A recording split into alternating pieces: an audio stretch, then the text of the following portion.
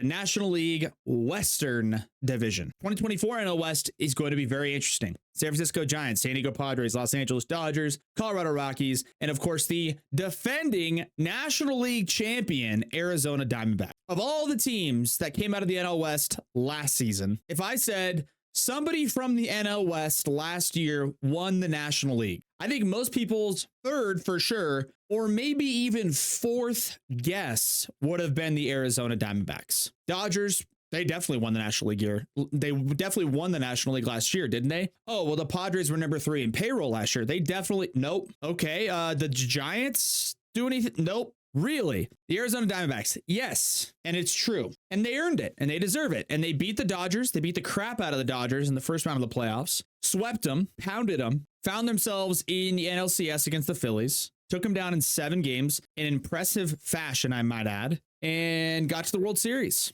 Lost to the Texas Rangers. But that's huge. That's a massive building block for a team like the Arizona Diamondbacks, who is looking to make a competitive leap from the last couple of years going into this new wave of Arizona Diamondbacks baseball. And we'll get into them. We'll get into the rest of these teams. And without further ado, National League West 2024 predictions, insights, players to watch, projections. We're diving straight into it. We're going to go 5th place, 4th place, 3rd place, and then 1st. And starting off in 5th place, of course, the Colorado Rockies. Dun, dun, dun. Not shocking, not surprising. This team stinks. This organization is not good. There's no direction. I don't want that to come across as an attack or an insult on anybody in the organization in terms of players or coaches or employees or honestly even Rockies fans, right? Because you can make fun of or whatever you want to say, Rockies fans or I don't know, whatever you want, but like, it's not the Rockies fans' fault. It's Dick Monfort's fault, the owner of the Colorado Rockies, because he consistently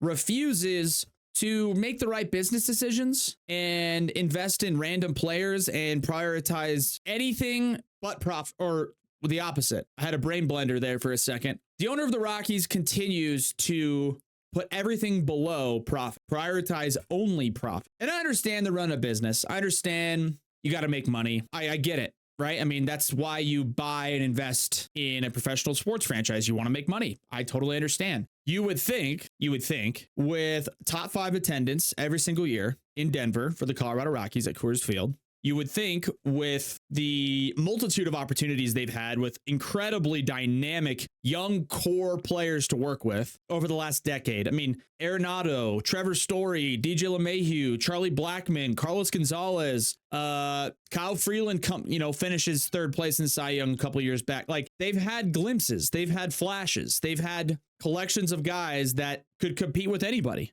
And yet they always come up short because ultimately there was not an investment in the area that needs to be the most invested in area for a team that plays at elevation. And that is pitching. A couple of years back, they went after it a little bit in the bullpen and went after guys like Wade Davis and Brian Shaw and a bunch of guys that were kind of just Band-Aid deals, monster contracts, which is what you got to pay to get a good pitcher to come out to Colorado. If I'm the Rockies, it's time. Enough is enough, right? Start prioritizing and drafting only pitching pretty much. Start going into the international free agency pool and sign only pitching. They got to do something different, but they haven't. And they're going to continue to be a bad team, at least for this year. The projected win total is 59.5. Last year, they won 59 games, went 59 and 103. The World Series odds are plus 50,000, which is obviously absurd. But they do have a couple of guys to watch, a couple players I would definitely keep an eye on to some degree. The first one is Nolan Jones. Okay. Nolan Jones came over in a kind of random under the radar deal from the Cleveland Indians / Guardians. I think they were the Indians when he got traded. Regardless, he came from Cleveland. And last year, Nolan Jones put up a 931 OPS in the major leagues. Exit velo monster, launch angle guy, big human being physically. Nolan Jones is going to be good. I mean, he is going to be, if the Rockies in the next 5-7 years, at any point, by some stroke of luck, manage themselves competing for a playoff spot, Nolan Jones is going to be one of the main reasons for that. I mean, he's a monster left-handed outfield guy. He's going to be a corner outfielder. He's just never going to profile anything more than that. He's too big, honestly. And that's okay, because he's going to absolutely smash the baseball. And his size, his strengths as a hitter, combined with the elevation at Coors Field, is a massive recipe for success. I'm not taking anything away from him, but the Rockies don't need many more guys like this. You can find some hitters, throw them into Coors Field, and they'll be good enough. You need pitching. But they've got Nolan Jones, and in the meantime, Rockies fans, keep an eye on him, get his jersey, whatever you want to do, because this guy is the real deal. He's legit. Another guy to watch for is Jordan Beck. He's an outfield prospect they drafted out of Tennessee, I believe, last year. First rounder. ETA is next year. But similar to Nolan Jones, just from the right side. Corner outfield prospect. Big, powerful, strong guy. Would probably profile pretty well at Coors Field in terms of his strengths in the batter's box as well. He was really good at Tennessee. He's done pretty well in the minor leagues so far. College kid, right? Projects to get to the major leagues and probably experience a little more success than some of the high school guys, just coming out of college. I mean, that's just kind of typically how it goes, but we'll see. Jordan Beck, maybe this year he's up. I doubt it. I mean, who knows? A bunch of guys could get hurt. Jordan Beck could find himself on the Rockies roster at some point in 2024. ETA is next year. 59 and 103 for the Rockies last season, 59.5 for their win total this year. I got them at 60 and 102. They're not going to be good. Pretty typical, pretty standard. They're also in a division where they got to play 10 games. Is it 10 games now, or is it more than that? Maybe it's 12. I know it used to be 19 every year against division teams. It might just be 10 now. Regardless, they got to play the NL West a bunch. Diamondbacks are good. Padres are good. Dodgers are insane, right? I mean, they're going to struggle. Rockies are a lot of pieces away. It's going to be another tough year for the Colorado Rockies. Dick Monfort, the owner of the Rockies, could not care less. I promise you he couldn't care any less. And he's going to turn over a nice juicy profit. They're going to be top 5 to 7 in attendance. And it's just another year of the status quo for the Colorado Rockies. 5th place, 60 and 102. My 4th place team in the NL West, San Fran Gigantes. This is an interesting team and an interesting franchise. I still think there's some leftover residual debris from the 2021 San Francisco Giants that won, I think, 105 or something crazy. 107, won the NL West by a game and didn't get past the Dodgers in the first round. But the Giants as a franchise, as a team, have a lot of new things to deal with. A lot of new things. New manager, because Gabe Kapler's gone.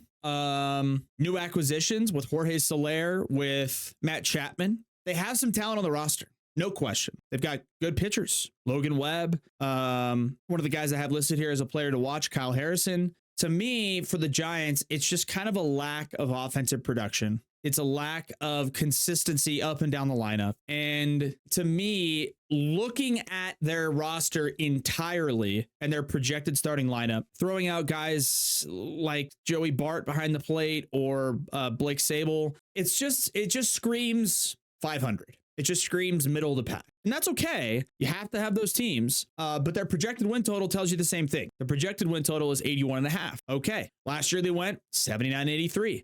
Did they get much better from last year? Well, apparently 2 games better, at least according to the projections, but that doesn't do anything. It doesn't move the needle. The World Series odds plus 6,000. They do have a couple guys to watch for. I mentioned Kyle Harrison already, left-handed pitcher, was in the big leagues for the Giants last season, a little bit, still has this prospect eligibility, if you will, but he's a big-time left-handed pitching prospect for them. You're going to see him a lot this year. He's going to be in the rotation. He's going to pitch for them. They like him. He's their top guy in terms of prospects. So, he's going to be an impact guy. He's going to be there. He's going to get the benefit of the doubt. He's going to get 25 starts if he can stay healthy. And he's got good stuff. He's got good projectable out pitches from the left side. And, you're going to see the Giants and you're going to see Kyle Harrison. It's just, they're going to go hand in hand. Another prospect that technically is still a prospect, even though he's been up a little bit, is Marco Luciano, listed as a shortstop. Not a very big guy, might slide over to second base at some point. Big contact guy. But he's kind of got some exit velo too for his size. It's interesting, but either way, he's a high prospect for them. He's their number 2 prospect behind Kyle Harrison. If you're a Giants fan, these 2 guys listed for players to watch are pretty obvious because the rest of the guys on the roster are big league guys. And they may not be great. I could have put Matt Chapman. I could have put Jorge Soler, but ultimately I went with the 2 prospects. I like having prospects and guys, younger guys to watch. So for the Giants, the players to watch: Kyle Harrison, left-handed pitching prospect; Marco Luciano, infield prospect. 79 and 83 for the Giants last year. 81.5 is their win total this year. I've got them at 80 and 82. I mean, split the difference right down the middle, right? 80 and 82, right around 500. 80 wins is a lot for a 4th place team, but I have them in 4th place and I have them at 80 and 82. Just don't really think it's enough for them. I think the transitional period that they're going to have with Bob Melvin at the managing spot, I mean, he's a good manager, but not enough experience on this team.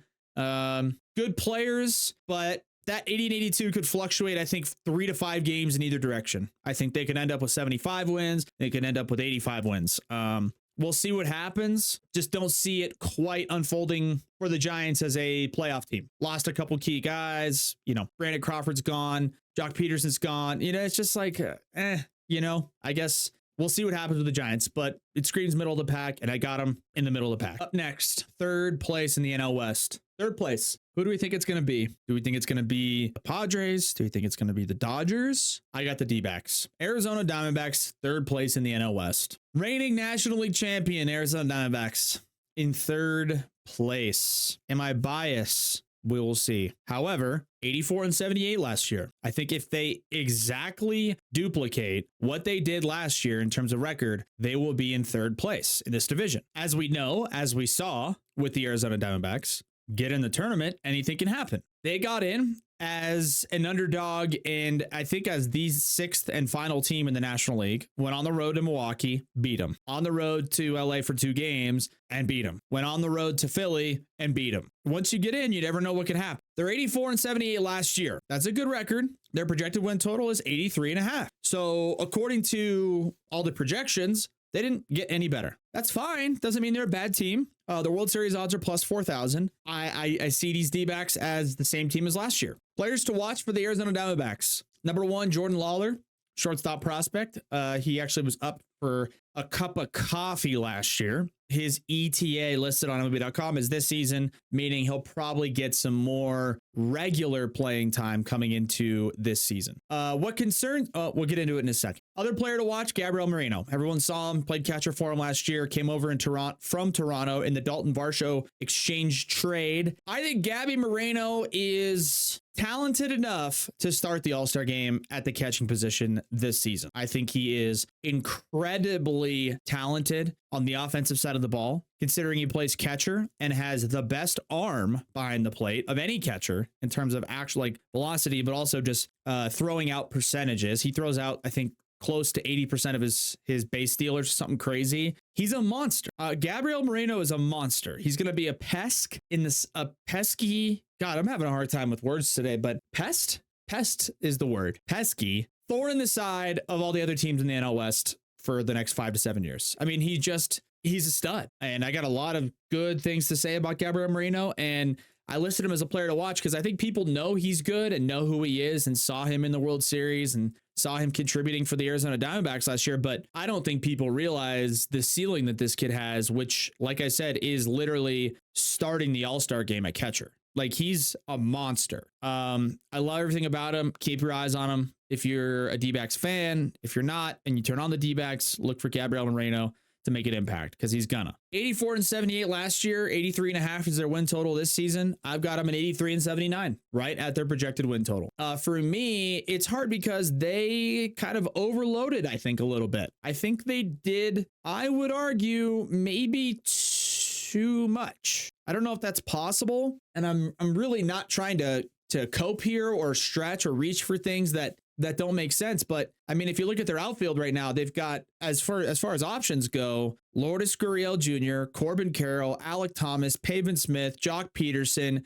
They signed Randall Grichuk. I mean, it's kind of too much. A lot of guys that should be playing and starting regularly that aren't gonna. And I mean, I guess, yeah, you could throw a Jock and or Randall Grichuk as kind of DH platoons if you want. They got Eduardo Rodriguez. I don't think their bullpen is good at all. Paul Sewald is okay. But we saw it in the postseason last year a handful of times. He's not very impressive. I think they needed help in the back end. I think their starting pitching is fine. I think their offense is okay. Last year it was about pitching and timely hitting. They got massive and, in my opinion, a little bit too high, like over performance from a lot of the young pitchers on their staff. And then Merrill Kelly is like a good pitcher, but last year, especially towards the back end of the season and in the playoffs, he was unbelievable. And Brandon Pfaadt was unbelievable. And I think that's not a sustainable thing. I don't think that's legitimate. I mean, it was, they earned it. They did well last year, but I don't see it sticking around. 83-79, by the way, is not bad. And this is another team where that could fluctuate 3 to 5 games in either direction. They could finish at 500. They could finish at 86 wins, 87. But I think that's a cap. I mean, I think a cap meaning the top that they can get to, 86, 87 wins. Good enough team, could potentially make the playoffs. You never know.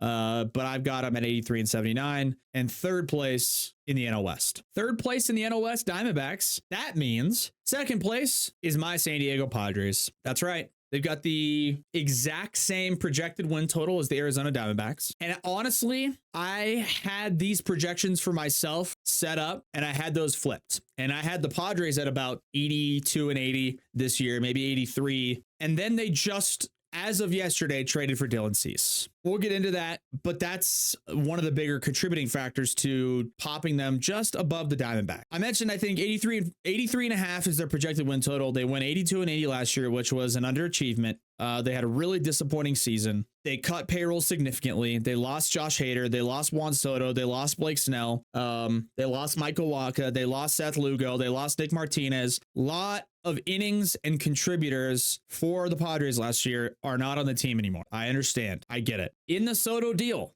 they got back Michael King. He's going to be a big time contributor. They just traded for Dylan Cease, like I mentioned, big time contributor. They also got back Randy Vasquez and or Johnny Brito rolling into the 5-starter spot. Though they're hoping to get a clean and healthy season from both Yu Darvish and Joe Musgrove. Then you combine the fact that while cutting payroll, they have projected to only lose, based on last year, they were projected, I think, 86 wins, 87. This year, they're projected for 83. They cut $100 million in payroll, and now the Padres are going to be really focusing on that younger-ish wave of contributors. Mentioned all the guys last year, like Michael Wacha and Seth Lugo. Those are like free agent guys. Those are after the age of 30 guys. And now this year, it's going to be the younger guys. The two guys I have listed, Jackson Merrill and Graham Pauley. These are two players to watch. Two young prospects. Both of them have an ETA of this year. Pretty much out of the bag, cat's out of the bag, that Jackson Merrill is starting in center field for the Padres this year. It was kind of up in the air because he was a middle infield prospect for them coming into this spring. They actually put him out in left field for a handful of games and then slid him over to center. And it turns out he's going to be the center fielder and he's going to start on opening day. So be ready for Jackson Merrill. He's a left-handed bat. He's got really good contact, line drive oriented guy. And he'll be bottom third of the order for them for, I'm sure, good part of the season, but he's going to be a contributor. He's going to play for the Padres this year. So keep an eye out for Jackson Merrill. The other guy, Graham Pauley, corner infield prospect as well. Left-handed hitting prospect as well. May see more of Graham Pauley, or at least have an opportunity to see Graham Pauley, while Manny Machado is still recovering from an elbow surgery he had in the offseason. Machado is on the team and in the lineup. He's going to be DHing primarily, won't be playing in the field at all, and that opens up a defensive spot for a guy like Graham Pauley. Graham had a great spring training for the Padres. Is a top prospect, a top 10 prospect for them in their system, and he got the opportunity and made the most of it. I'm not sure his situation entirely about making the opening day roster or what his status is going to be, but I know at some point they plan on bringing him up this year. Obviously, guys can get hurt, and if they do, Graham Pauley is first in line. So keep an eye out for Graham Pauley, left-handed hitting, corner infield prospect with an ETA of this season. Last year, they went 82 and 80. They wildly underperformed. Projected win total is 83 and a half. I've got them at 86 and 76. That number was 3 or 4 games lower, not even 24 hours ago. They traded for Dylan Cease. For those of you who don't know, the Padres pitching coach, Ruben Niebla, he previously was with the Cleveland organization, came over a few years ago, and he's just really good at maximizing the capabilities of especially new acquisitions. He did it last year with Michael Wacha and Seth Lugo. He's helped Yu Darvish a ton. He's helped Joe Musgrove a ton. And now we get Dylan Cease, who's coming off a bad year. But 2 years ago was second place in American League Cy Young voting. And I think the acquisition of Dylan Cease, while the Padres, gave up a few prospects, to me, I think that's a 2 or 3 win addition to their record, because pitching depth, and especially in today's day and age, not just depth, but really well-rounded and solid, reliable depth. And I say reliable, like Dylan Cease, if you go over the last 2 full seasons and you pull up any pitching leaderboard in terms of innings pitched, strikeouts, efficiency rating, like all this stuff, Dylan Cease is top 3, top 5 in every one of those categories. And that's really, really important to have if you're going to be in a division or try to compete with a team like the Dodgers or in the National League in general. So the acquisition for Dylan Cease, for me, bumps this team's win total up a couple of games. 86 and 73. It's an identical record to who I have the Cincinnati Reds finishing as well. The Reds will end up winning the tiebreaker, and I've got the Padres at wild card 3. Wild card 3, you never know. But I don't want to be too delusional and realize and recognize the team we're about to talk about and how hard, no matter how much they choke and how much they're a meme, how hard it's going to be to get past a team like the Dodgers or the Braves or the Phillies, who seemingly show up every year in the postseason, turn it on, team chemistry you to death, and you can't get past them. Padres happened to them 2 years ago. Last year, they fell apart. 86 and 76 is where I've got them this year. We'll see how things play out. If everyone stays healthy, this team will win 86 games. That's a guarantee. If Machado has some setbacks with his injury, or some starting pitching goes down, or bullpen pieces go down, it could happen. A lot of times it hits in waves. If Tatis gets hurt, like, there's a lot of guys, man, that they need to play and stay healthy. But if they can get contributions from the younger guys, the pitching side, Randy Vasquez and Johnny Brito, and Michael King's not younger, but Michael King, they've got some bullpen arms. And on the position player side of the ball, Jackson Merrill, Graham Pauley, Luis Camposano at catcher. If these guys can step up and contribute, this team will be in an okay spot. But 86 and 76 is where I got them. We'll see where they actually end up. I think that could very easily fluctuate, but everyone stays healthy. Acquisition of Dylan Cease, that's where I've got them. Padres in second place, and in first place in the in the National League West is the LA Dodgers. Obviously, no one's surprised by this. 103.5. That is their projected win total this year. 103.5 wins. They won 162 last year. Got bounced in the first, in the division series, rather. Also, just typical. Very disappointing for the Dodgers. Their World Series odds are plus 320. That is the lowest odds of anybody, or highest odds, however you want to say it, define it. They are the favorites to win the World Series preseason. I have done 29 other teams, and on all 29 other teams, I've listed at least 2 players to watch, maybe with an exception here and there. In terms of some teams, I did like their whole farm system, I think, for like the Brewers or something. But besides that, I got like 2 decent guys I could list out. For the Dodgers, the players I have listed to watch is the whole team. And I know that sounds stupid, cliche, and ridiculous. They added Ohtani. They added Yoshinobu Yamamoto. They, have Mookie Betts moving to shortstop. Gavin Lux is at second base.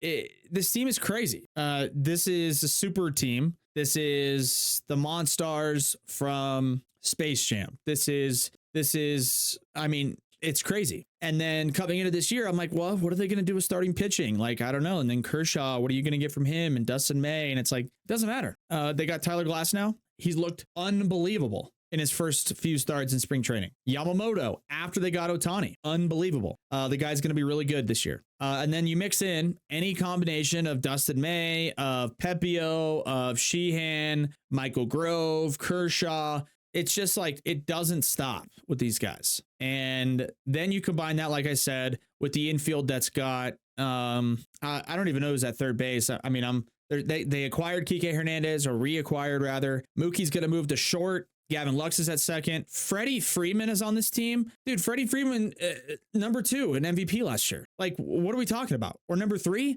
And Mookie was number 2. And who won the American League MVP? Ohtani. Like, oh my God, these guys might have 3 of the top 4 players in all of baseball on the same team, in the same lineup, hitting 1, 2, and 3. That's unbelievable.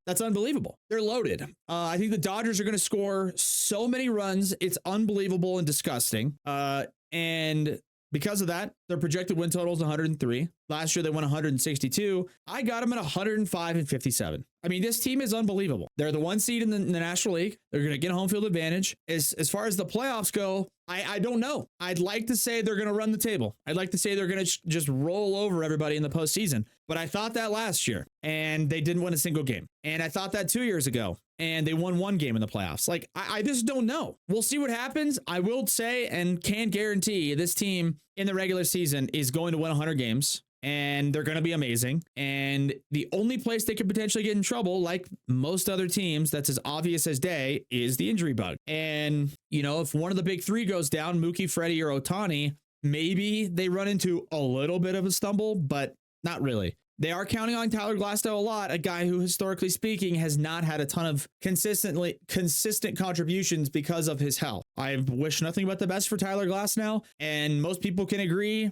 Before, he's been dealing with some injury stuff, and even now, when the dude's healthy, he's one of the best. And he's going to be starting their first game in a couple of days here against the Padres in South Korea. Their 2-starter Yamamoto coming over from Japan. They're good, man. They're good. They're good. They're good. They're deep. They're well-rounded. They're loaded at the top half of their order, and they're going to win 105 games, at least according to my predictions. So that's the final standings in the National League West. To recap, I've got the Dodgers in first at 105 and 57. Got the Padres in second, 86 and 76. I've got the DBacks in third at 83 and 79. Giants in fourth, 80 and 82. And the Rockies at the bottom in fifth place, 60 and 102. I think it's realistic. I think it could legitimately happen. This is a division where 3 teams could come out of this division very, very, very, very, very easily. Very easily. I think it's more likely that 3 teams come out of this and that the NL West division than any of the other National League divisions. I don't think the NL Central is very good.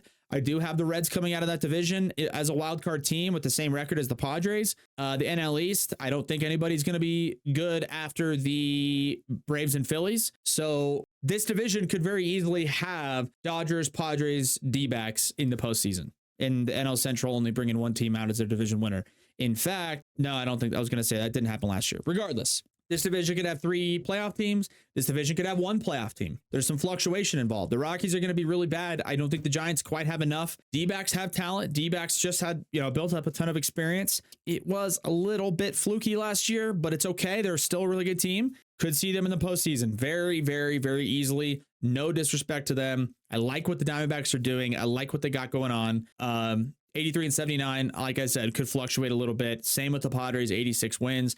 Those 2 teams could very, very, very easily swap positions. And then you've got the Dodgers at the top. The Dodgers are going to be at the top for the entire season, and they're going to win 100 plus games. And it's going to be hard to beat or compete at any point.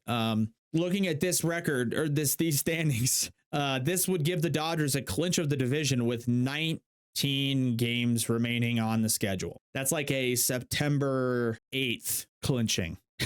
Like, that's crazy. I can see it happening. I think it's going to happen. I mean, these guys are just absolutely out of their minds absurd. So good. This is a fun division for sure. It's going to be entertaining to watch. May have some overachievers, may have some underachievers. Naturally the case. And that's our last division. NL West, Rockies in 5th, Giants in 4th, D-backs in 3rd, Padres in 2nd, and the Los Angeles Dodgers taking it home, #1 record in the National League, in 1st place in the National League West